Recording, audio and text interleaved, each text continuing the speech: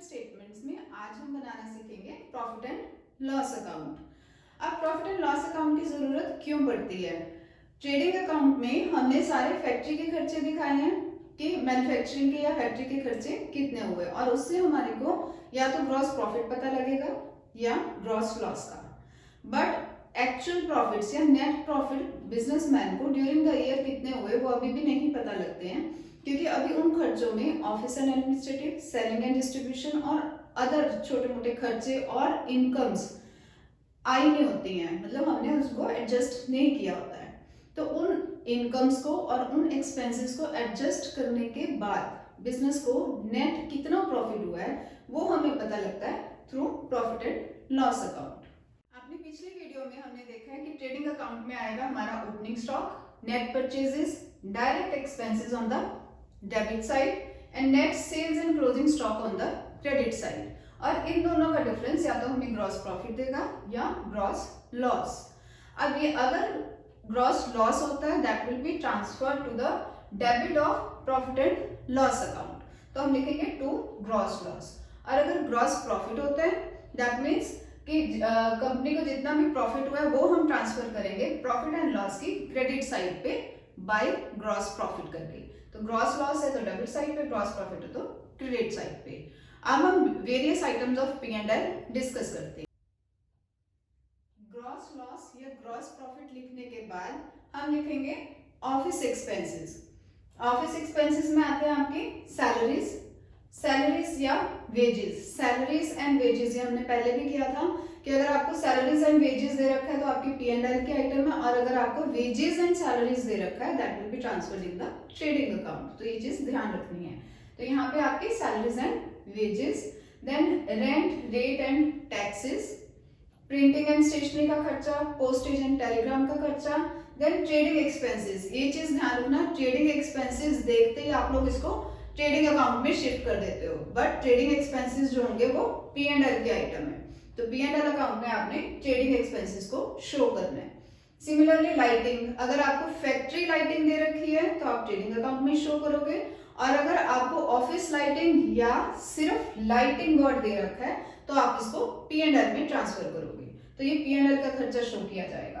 Then insurance premium, telephone charges, legal charges, audit fees, books of accounts को audit कराना पड़ता है in a year by the businessman, तो उसकी भी फीस लगती है, that is the audit fees.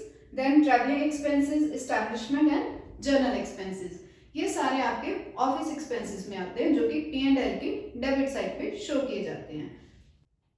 Office expenses के बाद आते हैं आपके सेलिंग एंड डिस्ट्रीब्यूशन एक्सपेंसेस, जिनमें आएंगे आपके कैरेज आउटवर्ड। अब ये चीज ध्यान रखनी है कि कैरेज आउटवर्ड है तो प्रॉफिट एंड लॉस में लिखना है, कैरेज इनवर्ड है तो ट्रेडिंग अकाउंट में।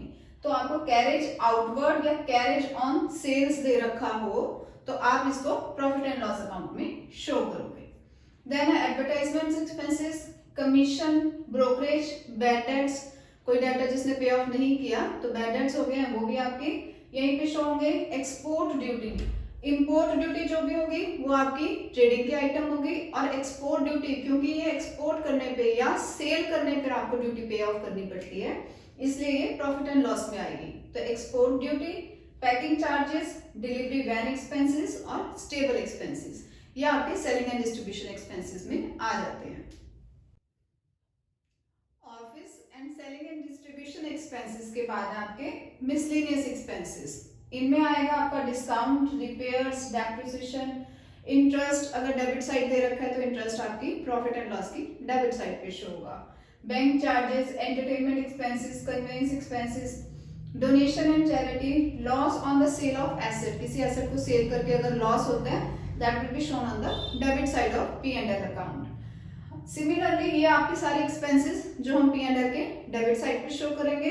इसी तरीके से आपकी कुछ इनकम्स भी होती हैं that will be shown on the credit side of P and L account, जैसे कि रेंट फ्रॉम टेनेंट या रेंट अगर आपको क्रेडिट साइड पे शो कर रखा है, रेंट के साथ क्रेडिट लिखा हुआ है तो दैट मीन्स रेंट रिसीव हो रहा है, वो हमारी इनकम होगी and will be shown on the credit side of P and L account. Similarly discount received या फिर डिस्काउंट को अगर वो क्रेडिट करके शो करते हैं।